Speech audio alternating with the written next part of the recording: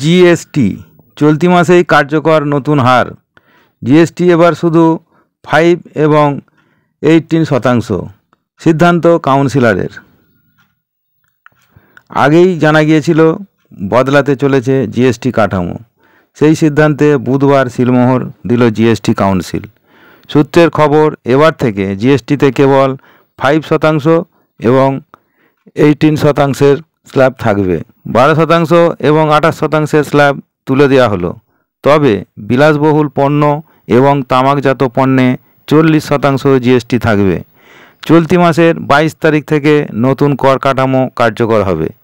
অন্তত 175টি নিত্য প্রয়োজনীয় জিনিসের দাম কমবে বলে অনুমান। স্বাধীনতা দিবসের ভাষণে প্রধানমন্ত্রী নরেন্দ্র মোদী জিএসটি ব্যবস্থায় বড় পরিবর্তনের কথা ঘোষণা করেছেন। দীপাবলিতে দেশের মানুষের জন্য কেন্দ্রের বড় উপহার নেক্সট জেনারেশন জিএসটি। প্রধানমন্ত্রীর কথা মতোই উৎসবের মরশুম শুরুর আগেই জিএসটি নিয়ে বড়সড় সিদ্ধান্ত নিল কাউন্সিল।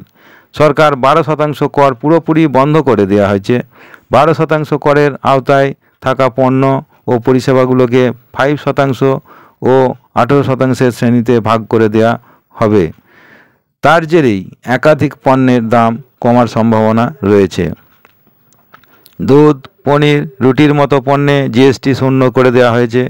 জিএসটি মকুব করা হয়েছে ব্যক্তিগত স্বাস্থ্য বিমা ও ব্যক্তিগত জীবন বিমায়।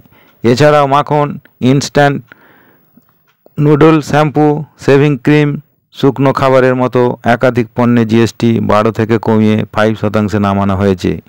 33টি জীবনদায়ী ওষুধের জিএসটি শূন্যে নামিয়ে আনা হয়েছে। জিএসটি কমেছে চিকিৎসায় ব্যবহৃত বহু পণ্যের। ছোট গাড়ি, বাইক, এসি, টিভির দাম কমবে। মোটর পার্টসও সস্তা হবে। তবে কোল্ড ড্রিঙ্কস, পান মশলা, গুটখা, সিগারেট, জর্দা, বিড়ির মতো পণ্যে 40% জিএসটি বসানো হবে। অর্থমন্ত্রী নির্মলা সীতারামন জানান, নবরাত্রির প্রথম দিন অর্থাৎ 22শে সেপ্টেম্বর থেকে নতুন জিএসটির হার কার্যকর হবে।